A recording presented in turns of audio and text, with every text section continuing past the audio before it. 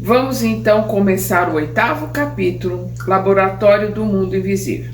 Nós vamos ver vestuários dos espíritos, formação espontânea de objetos tangíveis, modificação das propriedades da matéria e ação magnética curativa.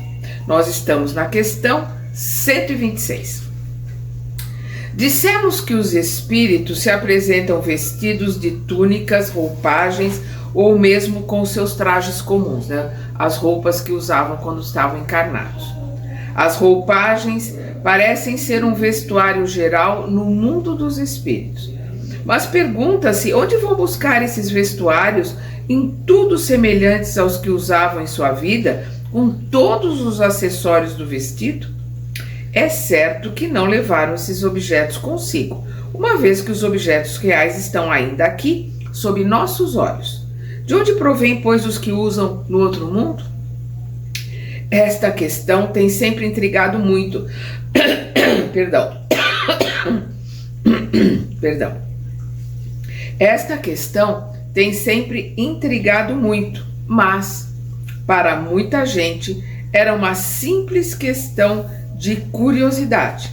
Entretanto, ela confirmava uma questão de princípio, de uma grande importância, porque sua solução nos colocou no caminho de uma lei geral que encontra igualmente sua aplicação no mundo corporal.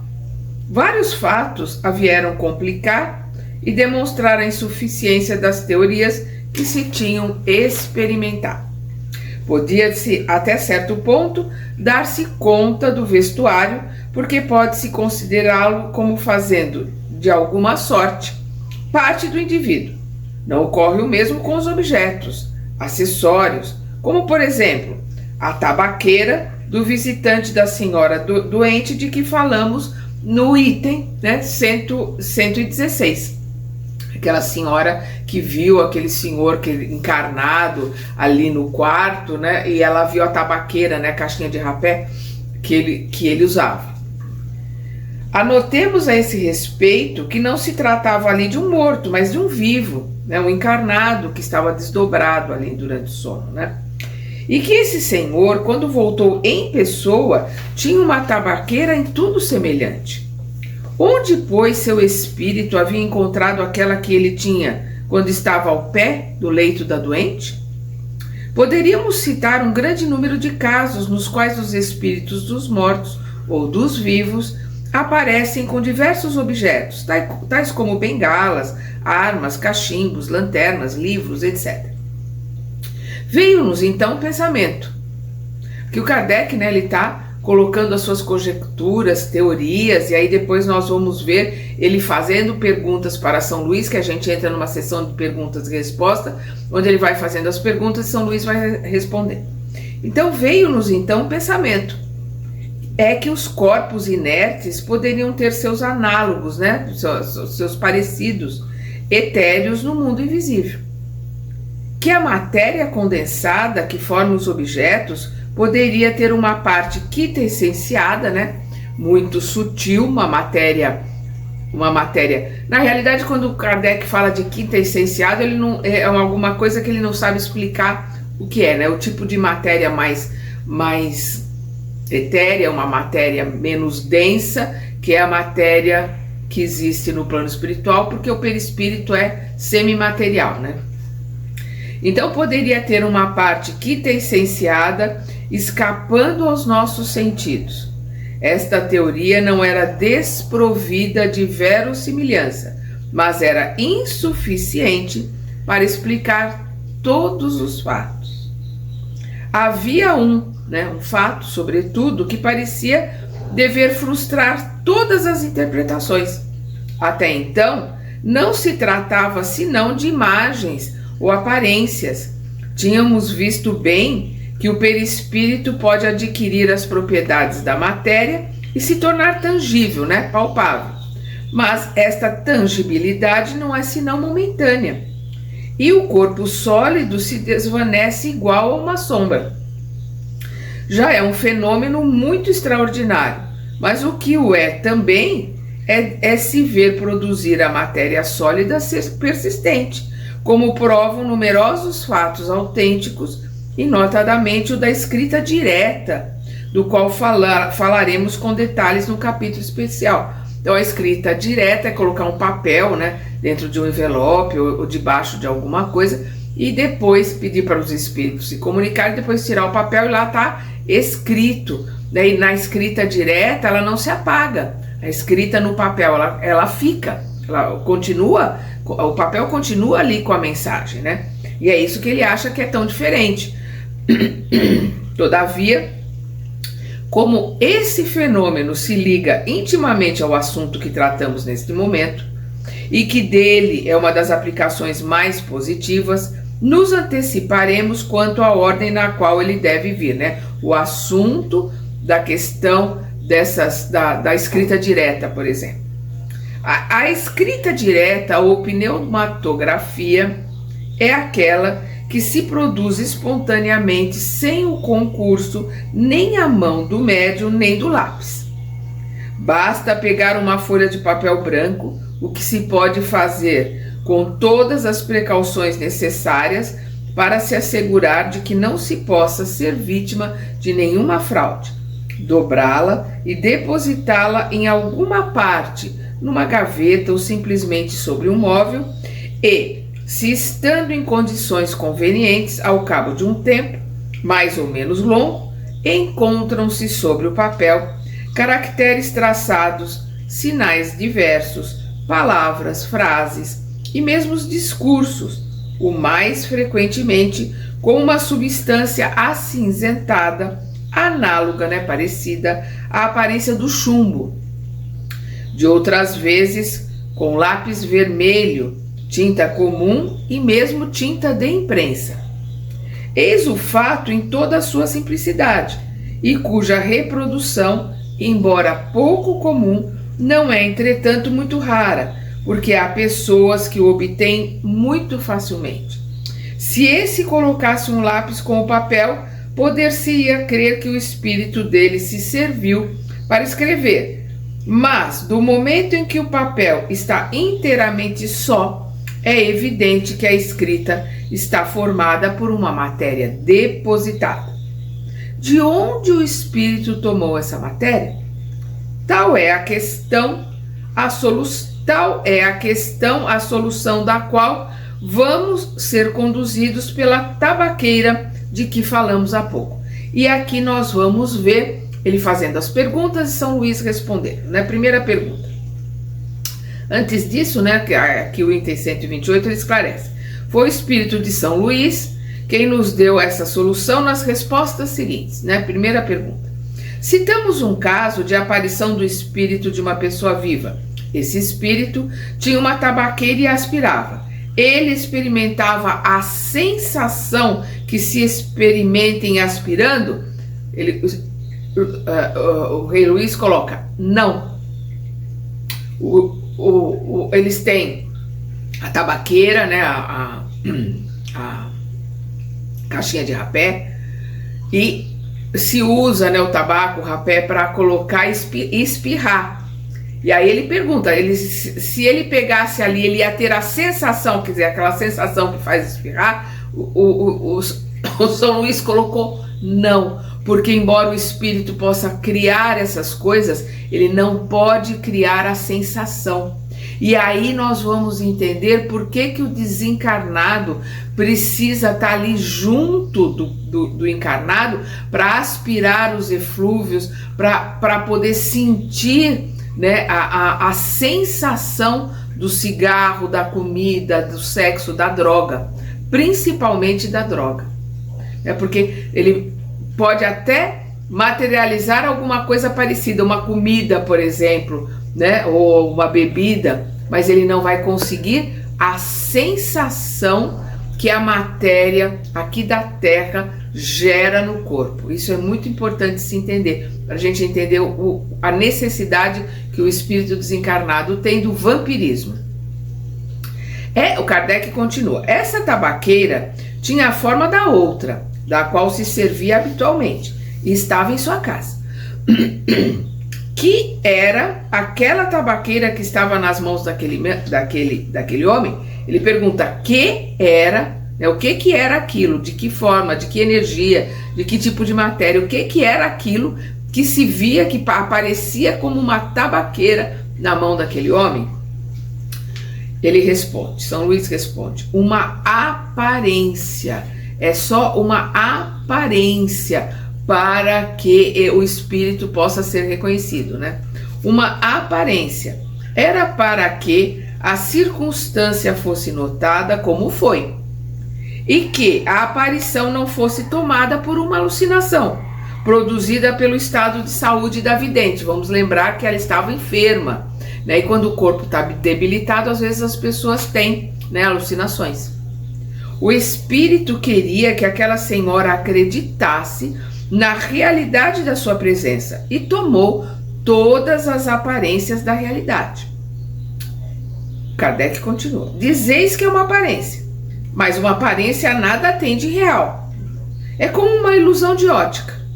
Gostaríamos de saber se a tabaqueira em questão não era senão uma imagem da realidade ou se nela havia alguma coisa de material. Ele responde, certamente é com a ajuda desse princípio material, e aí nós vamos lembrar que o fluido cósmico é que cria toda a matéria, que cria tudo que tem aqui no nosso planeta, né? Inclusive do fluido cósmico que vem a criação do nosso perispírito, que é uma matéria quintessenciada, ou seja, é uma matéria sutil, mas ele está também com a matéria do planeta que nós estamos. Aqui no caso, a matéria, a materialidade da Terra. Então ele coloca aqui, certamente, né, existe um tipo de matéria, uma matéria sutil, mas é um tipo de matéria. É com a ajuda desse princípio material que o perispírito toma a aparência de vestuários semelhantes aos que o espírito usava quando vivia. Então é o espírito que comanda o perispírito comanda o corpo. As roupas que ele usava quando ele vivia, o espírito pode comandar para que o perispírito materialize essas roupas e ele se veja com aquela roupa, com aquele broche, com a tabaqueira, com aquela bengala, com aquele sapato. É isso que ele está explicando. E isso vem da onde? Do fluido cósmico universal, da onde é formado tudo que existe no universo, não só no nosso planeta, mas no universo. Aí tem uma nota do Kardec. É evidente que se deve entender aqui a palavra aparência no sentido de aspecto, né? Imitação. A tabaqueira real não estava lá. A que o espírito detinha não era senão a representação. Era, pois, uma aparência comparada à original, embora formada de um princípio material. A experiência nos ensina que não é preciso sempre tomar ao pé da letra certas expressões empregadas pelos espíritos. Então aqui, nessa nota, o Kardec está dando um alerta. A experiência que ele tem com os espíritos ensina que não pode se tomar ao pé da letra aquilo que os espíritos colocam. Tem que tirar o espírito da letra, né? Então, a experiência nos ensina que não é preciso sempre tomar ao pé da letra certas expressões empregadas pelos espíritos, interpretando-as segundo nossas ideias. Nos expomos a grandes equívocos. Quer dizer, interpretando essas palavras ao pé da letra, segundo as ideias que nós encarnados temos, podemos criar um grande equívoco, né? Errar, né? Se equivocar com aquilo que está sendo colocado, com aquilo que está sendo explicado. Por isso, é necessário aprofundar o sentido de suas palavras todas as vezes que apresentem a menor ambiguidade, né? Menor diferença, menor ali a diferença de uma para outra. É uma recomendação que nos fazem os próprios espíritos, né? Então o Kardec está dizendo aqui que é uma recomendação que os próprios espíritos fazem para eles, né? De perguntar até entender bem para não tirarem uma conclusão errada. Se a explicação que provocamos a palavra aparência, repetindo que eu li errado, sem eu li C, é sem. Sem a explicação que provocamos, a palavra aparência, constantemente repetida nos análogos, né, nos parecidos, nos casos análogos, né, nos casos parecidos, poderia dar lugar a uma falsa interpretação. Aí nós vamos para a quarta pergunta. É que a matéria inerte se desdobraria? Haveria no mundo invisível uma matéria essencial que revestiria a forma dos objetos que vemos? Em uma palavra, esses objetos teriam seu duplo etéreo no mundo invisível, como os homens aí são representados pelos espíritos? Então Kardec saiu da premissa, nós temos o duplo etéreo, né? Nosso duplo etéreo, ele é uma energia que está aqui com o nosso corpo e que ele fica quando a gente desencarna. Então o que ele está colocando? Teriam os objetos, as coisas materiais também um duplo etéreo, e é esse duplo etéreo que os espíritos se utilizam? É isso que ele está colocando aqui. O espírito do Rei Luís, né? A Igreja Católica coloca como São Luís, Rei Luís, responde. Não é assim que isso se passa. Então não tem as matérias, as coisas, não tem esse duplo etéreo. Ele já coloca, não é assim que as coisas acontecem. O espírito tem sobre os elementos materiais disseminados por toda a parte no espaço, na vossa atmosfera, um poder que estáis longe de supor. Então, perdão, que elementos materiais disseminados que está na nossa atmosfera? O fluido cósmico universal, porque nós estamos mergulhados. Nós estamos mergulhados no fluido cósmico universal, na energia de Deus, como os peixes estão mergulhados na água. Então, é o que ele coloca aqui, os espíritos têm uma capacidade de manipular esse fluido que nós não somos capazes nem de entender. Então, repetindo aqui, o espírito tem sobre os elementos materiais disseminados por toda a parte no espaço, na vossa atmosfera, um poder que estáis longe de supor. Pode, a sua vontade, né, a vontade do espírito, concentrar esses elementos e lhes dar forma aparente, própria aos seus projetos, dar uma forma, né, fazer com que ele tenha a aparência que ele, o espírito, quer para o seu projeto, né, para o seu propósito. E aqui vem outra nota do Kardec. Esta pergunta, como se viu, era a tradução do nosso pensamento, quer dizer, a ideia que formávamos sobre a natureza desses objetos. Se as respostas fossem, como alguns o pretendem, o reflexo do pensamento, teríamos obtido a confirmação da nossa teoria em lugar de uma teoria contrária. Perdão. O que o Kardec está colocando aqui? Que o pensamento deles, a ideia deles era essa questão do duplo etéreo. Que todos os materiais, que todas as coisas tivessem um duplo etéreo. Ou seja, aqueles que dizem que essas respostas, vamos lembrar que na época do Kardec era tudo escrito, não era por psicofonia, não. As respostas elas eram escritas. Então, se, como as pessoas dizem, não, é a própria ideia das pessoas que estão ali, né, que elas mesmos escrevem. Então, o que o Kardec coloca, se fosse a nossa própria ideia, né, ali na hora de escrever, né, o pseudo espírito concordaria, se fosse a ideia, sim, é isso mesmo, vocês estão certos. E ao contrário, ele coloca que não é isso, né? É que o espírito tem um poder de trabalhar, um poder de manipular o fluido cósmico que nós, né, eles ali, nós encarnados, não temos a capacidade de entender. Então o Kardec está colocando aqui, isto prova que isso não vem da nossa cabeça, não vem das nossas ideias. A quinta pergunta.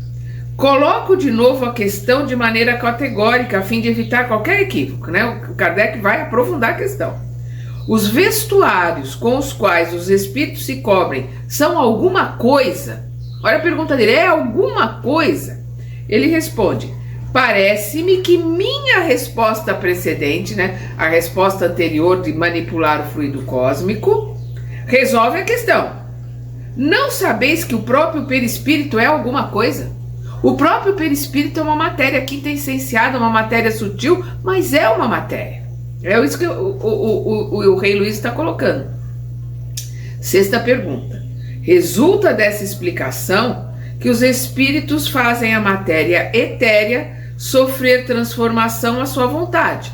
E que assim, por exemplo, quanto à tabaqueira, o espírito não a encontrou toda feita, mas a fez ele mesmo, o espírito, para o momento em que dela tivesse necessidade por um ato de sua vontade, e a pôde desfazer. Deve ocorrer o mesmo com todos os outros objetos, tais como vestuário, joias, etc, etc? Ele responde, mas é evidente. Ele é curto, mas é evidente. Ponto. Sétima pergunta. A tabaqueira ficou visível para aquela senhora ao ponto de a iludir. O espírito teria podido torná-la tangível para ela, ou seja, se ela quisesse pegar, ele poderia torná-la tangível para ela poder pegar a tabaqueira? O espírito responde, São Luís responde, teria podido. Poderia torná-la tangível. Oitava pergunta. Se a ocasião se apresentasse, aquela senhora teria podido tomá-la em suas mãos, crendo ser uma tabaqueira de verdade? Ele responde, sim. Nona pergunta. Se a tivesse aberto, provavelmente teria encontrado o tabaco. Se pegasse esse tabaco, teria espirrado, ou seja, ela teria a sensação do processo químico, ou seja, não só a aparência, a tangibilidade, mas o processo químico, do rapé, o tabaco ralado ali que faz a pessoa espirrar. Ele responde sim, ela teria espirrado. Ele poderia materializar a tal ponto, deixar tangível a tal ponto que as propriedades químicas seriam reproduzidas ali. Se ela pegasse, ela espirraria. Interessante, O espírito pode, pois, essa que é a décima, o espírito pode, pois, dar não somente a forma, mas propriedades especiais, propriedades químicas, propriedades especiais? Ele responde, se o quiser, não foi senão em virtude desse princípio que respondi afirmativamente às questões precedentes, as questões anteriores, é uma questão de vontade. Tereis provas da poderosa ação que o espírito exerce sobre a matéria e que estáis longe de supor, como já vos disse. Como ele disse anteriormente, o espírito manipula o fluido cósmico, manipula a matéria de uma forma que nós não somos capazes de supor. E aqui, com essa resposta, nós vamos entender a água magnetizada, a água fluidificada. Por quê? Porque eles podem modificar a matéria quimicamente. Então, sim, a magnetização, o espírito que está ali, ele pode colocar um remédio naquela água, modificando-a quimicamente para que aquela água possa curar, possa ajudar a pessoa que está tomando. Com a explicação que ele dá aqui, a gente entende qual é o processo da água magnetizada, a água fluidificada. 11ª pergunta. Suponhamos então que ele, o espírito, tenha querido fazer uma substância venenosa e que, se uma pessoa tivesse tomado, teria sido envenenada? Ele responde, teria podido. O espírito pode fazer, mas não o teria feito.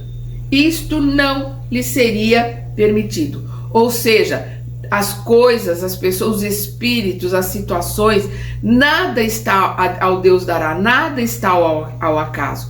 O plano espiritual superior está supervisionando tudo e só acontece aquilo que é permitido pelas leis de Deus. Estamos todos nós submetidos às leis de Deus, que são imutáveis e universais, e os espíritos, os superiores, estão observando e no comando. O espírito poderia ter montado um veneno? Poderia, mas a capacidade ele tem, mas não teria permissão, porque ele precisa que o plano superior permita que aquilo aconteça. Por isso que a gente coloca, né, um espírito obsessor, né, um espírito que está ali com ódio, com raiva,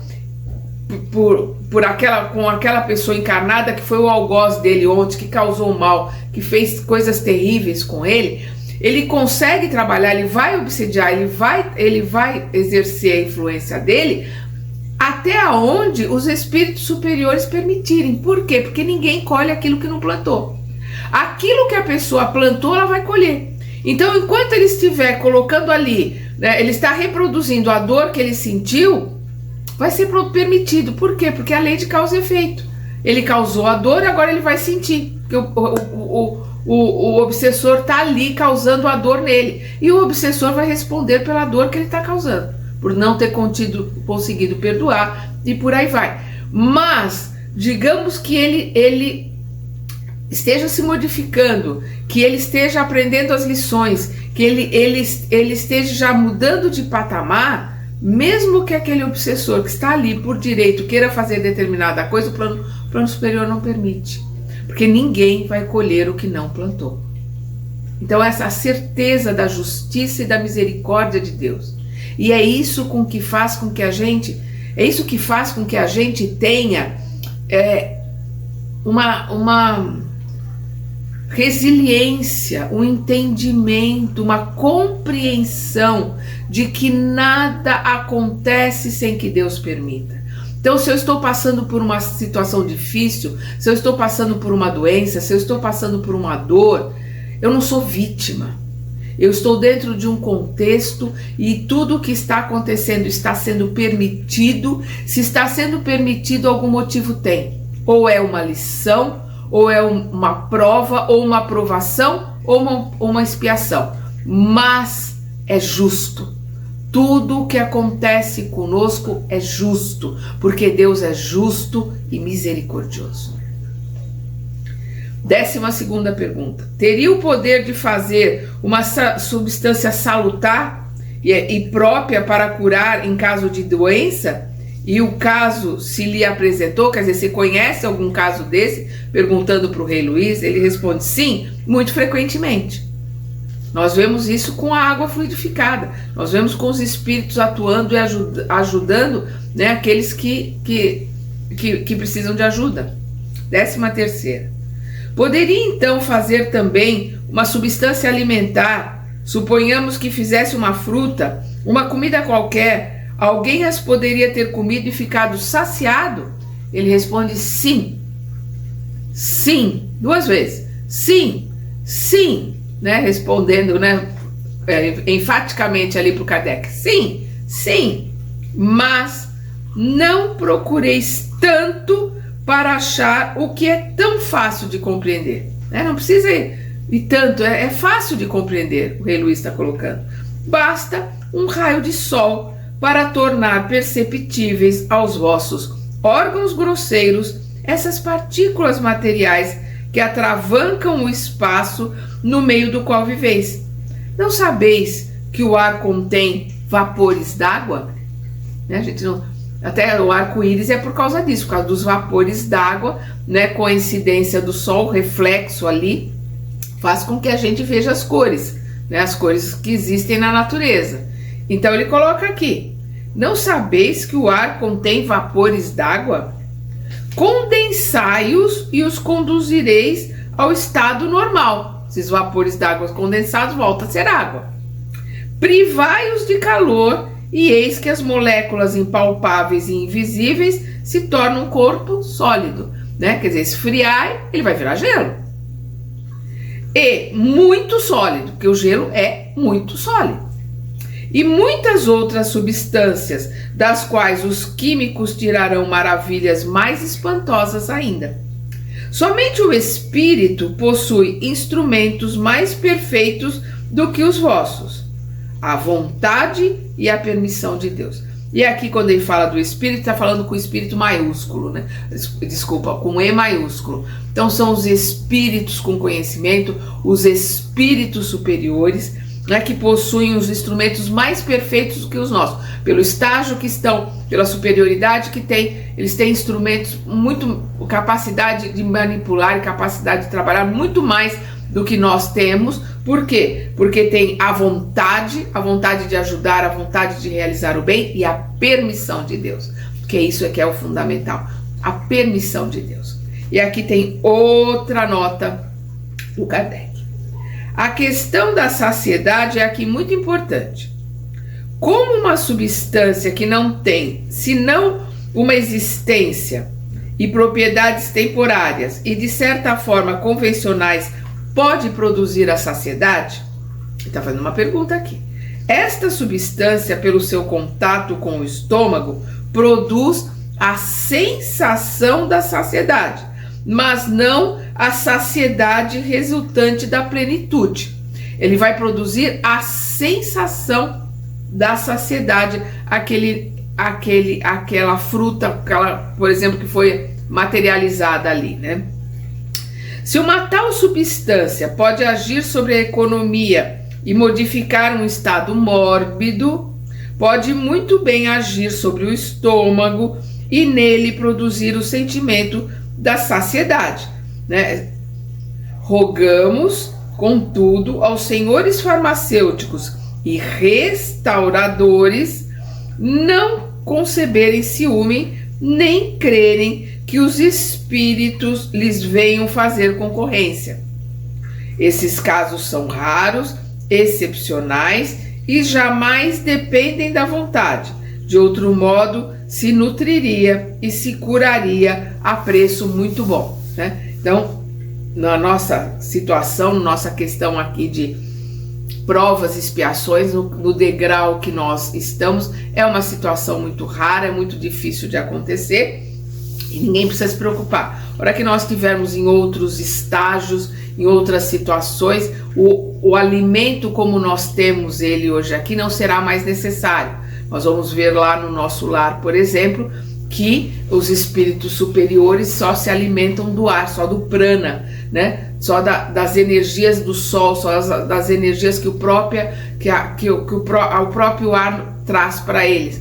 Então, os espíritos que estão ali no nosso lar e que trabalham com coisas ainda pesadas, que ainda estão num processo de aprendizado, eles tomam ali uma sopa, né?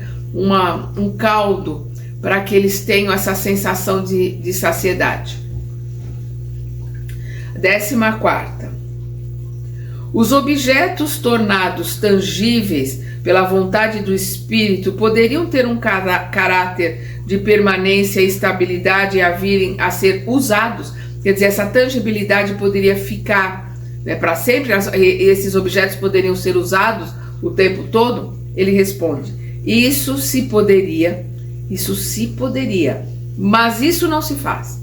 Poderia, mas isso não se faz. E o Kardec coloca isso bem em negrito. Isso não se faz. É que está fora das leis. Isso não se faz. E aí nós vamos entender, como nós já comentamos aqui sobre as flores, né? Lá nós comentamos na onde o Peixotinho trabalhava, que eles materializavam flores, as pessoas levavam para casa, e as pessoas têm essas flores até hoje. Elas murcharam, foram guardadas.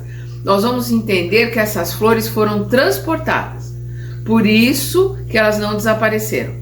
Aquilo que é materializado, ele vai desaparecer. Então, fulano materializou uma pedra ou materializou alguma coisa, eu tenho até hoje. Não, aquilo ele transportou, para a gente entender a diferença. Quando existe um transporte, ou seja, ele pega alguma coisa da matéria, ela fica numa forma invisível, é transportada, materializada lá, ou seja, ela se materializa, ela foi transportada, né? Eles não criaram, como a gente está vendo aqui a criação dessa aparência, eles transportaram algo que existia. E aí, por isso que isso, além de ficar tangível, fica guardado e não vai desaparecer. Aquilo que é materializado num lugar, ele vai desaparecer. É isso que ele está colocando. Que ele poderia ficar tangível, poderia até ser usado, mas não se faz, é que está fora das leis. Não é permitido aqui, né, no nosso estágio, que isso aconteça. É o que o Rei Luiz está colocando. 15ª pergunta. Todos os espíritos têm no mesmo grau O poder de produzir objetos tangíveis? Resposta: é certo que, quanto mais elevado é o espírito, mais facilmente os obtém. Mas isso ainda depende das circunstâncias. Os espíritos inferiores podem ter esse poder. Por quê? Porque é uma questão de conhecimento.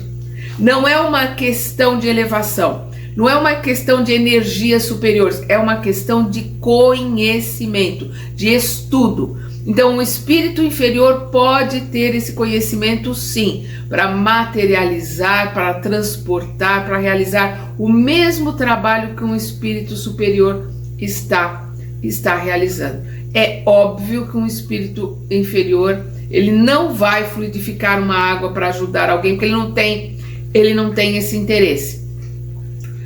Mas, sendo permitido, ele pode até fazer com que aquela pessoa não se sinta bem com a água. Ele não vai poder envenenar, mas ele vai poder fazer com que ela não se sinta bem. Então, ou tem uma diarreia, ou tem algum mal-estar, ou alguma coisa, uma sensação ruim. Então, o que ele está colocando aqui? Os espíritos inferiores podem ter esse poder. Existe uma ideia lúdica que vem da Idade Média, dos bonzinhos e dos malzinhos. Os bonzinhos podem tudo, os malzinhos estão errados, eles vão sempre, não sabem nada, são ignorantes. Não existem nem os bonzinhos nem os malzinhos. Nós temos o bem e o mal dentro de nós, nós vivemos nessa dualidade e nós temos que realizar em nós o bom combate, como Paulo coloca. Bom combate não é fora, o bom combate é dentro. Quando nós vamos trabalhar para diminuirmos, até conseguirmos eliminar o mal que existe dentro de nós. 16ª questão. O espírito sempre se dá conta da maneira pela qual produz seus vestuários ou os objetos dos quais oferece aparência? Ou seja, ele tem consciência de que ele está materializando, ele tem consciência de que ele está criando, o espírito sempre tem essa consciência? E Rei Luiz vai responder, não. Porque nós vamos ver que os espíritos aparecem vestidos, eles materializam coisas. O espírito vai lá e ele toca, vai lá, é visto ele mexendo no piano, quando na realidade o tocar o piano não é com a mão, tocar o piano é com o pensamento. Ele pode estar longe, ele pode estar de pé, ele pode estar lá atrás e o piano vai tocar. Mas ele, pela influência que ele ainda tem e não sabe como as coisas funcionam, o próprio espírito vai sentar lá e vai achar que é a mão dele que está fazendo o piano tocar. E não é. É uma questão mental, é uma questão de energia. Se ele estivesse de pé no fundo da sala ou se ele estivesse em outro lugar, ele poderia fazer o piano tocar da mesma forma. Mas, dependendo do grau que o espírito está, ele não sabe disso. Então ele vai agir como se ele ainda tivesse encarnado, fazendo as coisas como se ele tivesse encarnado ainda. Então é o que ele está colocando aqui. Vamos repetir a pergunta. O espírito sempre se dá conta da maneira pela qual produz seus vestuários ou os objetos dos quais oferece a aparência? Eles respondem não. Frequentemente concorrem para a sua formação por um ato instintivo que eles mesmos não compreendem. É instintivo. A coisa acontece e eles não sabem por que está acontecendo. Que eles mesmos não compreendem. Se não estão bem esclarecidos para isso. Se não tem conhecimento, se não tem estudo, se não tem aprendizado, se já não tem um outro nível, né? 17ª. Se o espírito pode aurir no elemento universal, ou seja, no fluido cósmico, os materiais para fazer todas essas coisas, dar a essas coisas uma realidade temporária com as suas propriedades, pode muito bem tirar o que seja necessário para escrever e, por consequência, isso nos parece dar a chave do fenômeno da escrita direta. Então ele está dizendo, é assim que se explica a escrita direta. Eles tiram do fluido cósmico, né, o elemento químico, que é ali para escrever como se fosse um lápis, como se fosse uma caneta ou como se fosse uma tinta de imprensa. É isso que o Kardec está perguntando. Aí o Rei Luiz responde, enfim chegaste onde querias.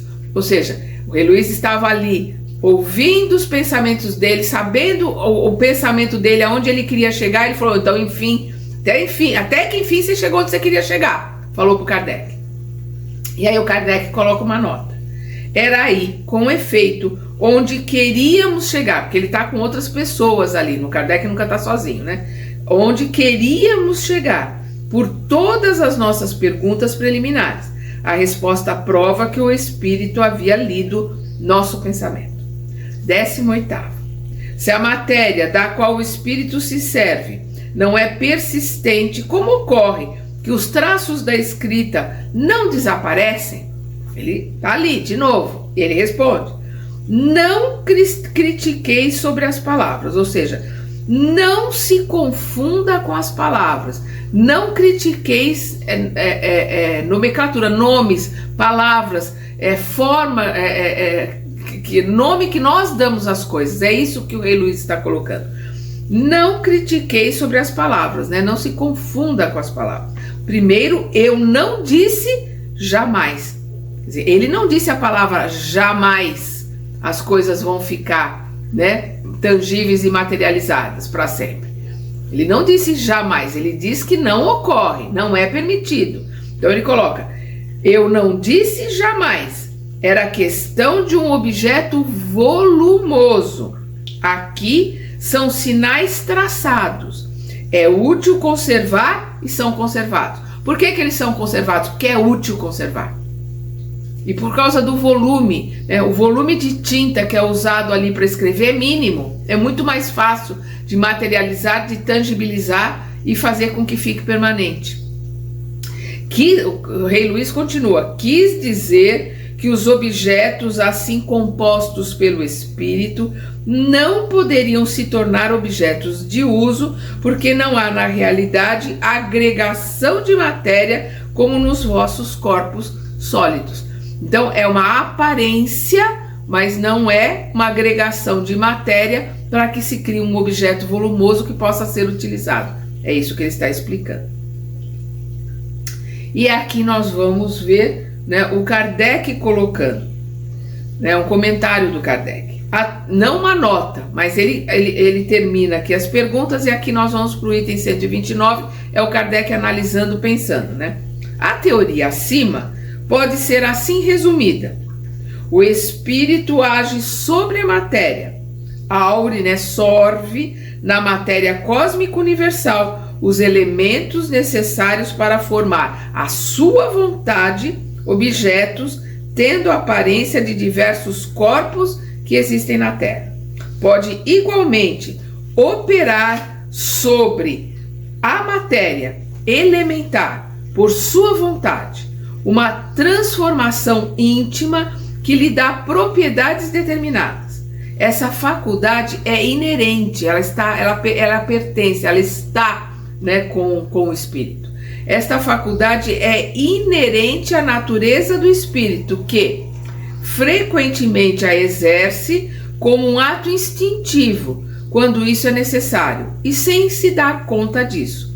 Os objetos formados pelo espírito têm uma existência temporária, subordinada à sua vontade ou à necessidade. Então, os objetos, né, formados pelo espírito têm uma existência temporária, subordinada à sua vontade ou à sua necessidade.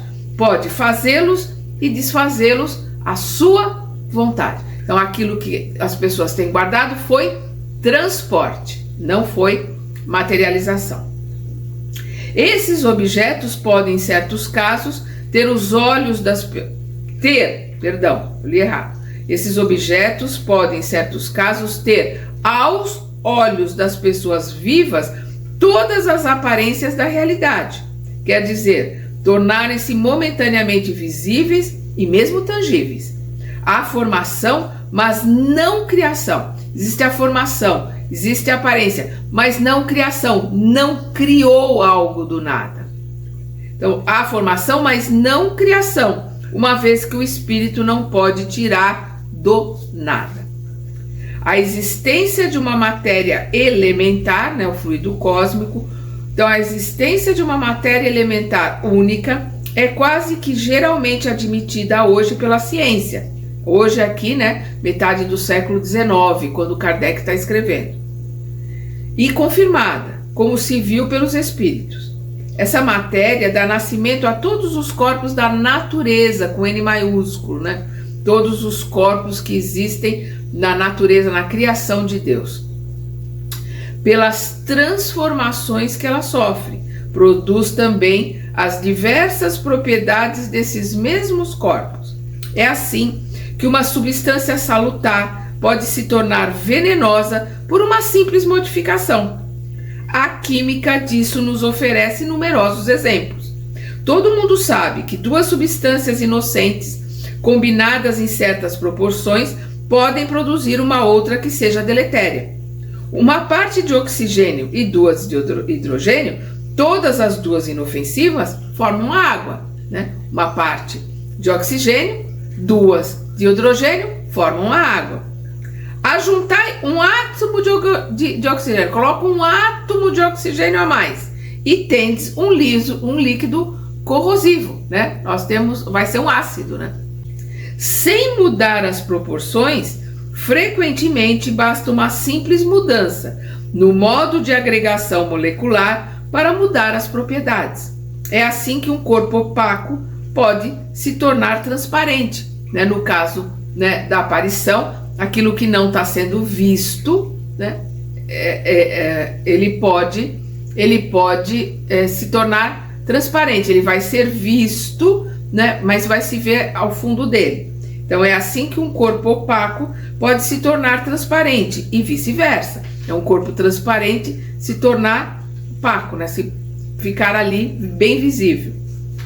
Uma vez que o espírito, somente por sua vontade, tem uma ação tão poderosa sobre a matéria elementar, concebe-se que ele, né, o espírito, possa não somente formar substâncias, mas também lhes desnaturar as propriedades, né? Modificar a natureza dessas propriedades, com a vontade aqui fazendo o efeito de um reativo, né? Fazendo o efeito como na química, algo reage com a outra e forme um terceiro elemento. Esta teoria nos dá a solução de um fato bem conhecido em magnetismo, mas até o momento inexplicado, que é o da mudança das propriedades da água pela vontade, né? A água fluidificada, né? A água magnetizada. O espírito atuante é do magnetizador, né? O encarnado que está ali magnetizando. O mais comumente assistido por um espírito estranho, né? Por um espírito desencarnado. Ele opera uma transmutação com a ajuda do fluido magnético, que, como se disse, é a substância que mais se aproxima da matéria cósmica, ou elemento universal, né? O fluido cósmico. Pode-se operar uma modificação nas propriedades da água, pode igualmente produzir um fenômeno análogo, né, parecido, sobre os fluidos do organismo. Daí o efeito curativo da ação magnética convenientemente dirigida. E quem quiser saber mais sobre os fluidos, leia ou releia o capítulo 14 da Gênese do Kardec. Nós temos aqui no canal, é só ir na playlist, né? Buscar lá a Gênese, capítulo 14 e reler. Sabe-se o papel capital que a vontade verdadeira, aí nós vamos lembrar o capítulo 2 do livro Pensamento e Vida do Emmanuel, que também temos no canal, né? Então, sabe-se o papel capital que a vontade desempenha em todos os fenômenos do magnetismo. Mas como explicar a ação material de um agente tão sutil? A vontade não é um ser, uma substância qualquer. Não é mesmo uma propriedade da mais etérea matéria. A vontade é o atributo essencial do espírito, quer dizer, do ser pensante.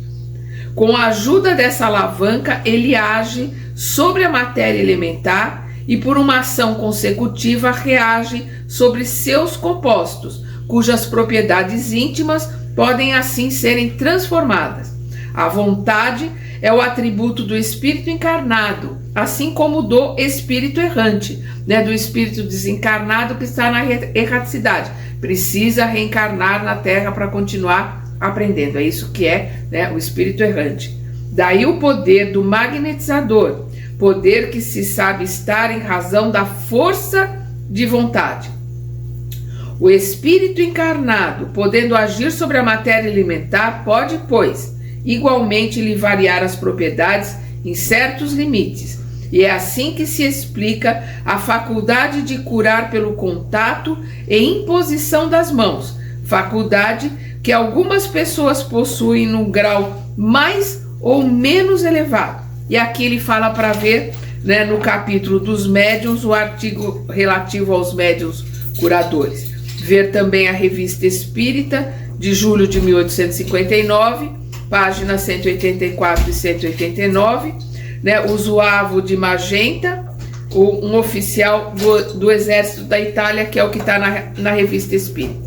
Então aqui nós estamos encerrando esse capítulo do Laboratório do Mundo Invisível e vamos lembrar aqui essa questão da vontade no livro Obreiros da Vida Eterna, o capítulo 3, que é a visita, o Sublime Visitante. O título do capítulo é o Sublime Visitante. Nós temos no canal, nós temos toda a obra do André Luiz, só ir lá na playlist e pegar Obreiros da Vida Eterna, capítulo 3, vocês vão lá, ver lá, o Sublime Visitante, que é a visita do Asclépios.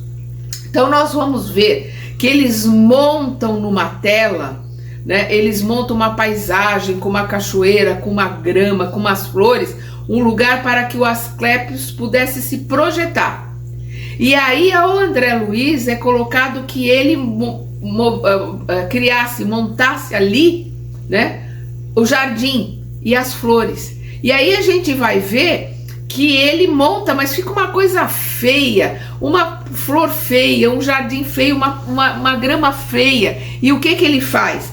Ele vai, se concentra, lembra do jardim da mãe dele, lembra do jardim da casa dele, ele ali vai, se esforça para mentalizar, se esforça na sua vontade, e pela força da sua vontade ele vai lá e refaz tudo e fica um jardim bonito. Para a gente entender o que é a vontade, o trabalho, a energia que através da mente, do pensamento, a vontade é capaz de fazer.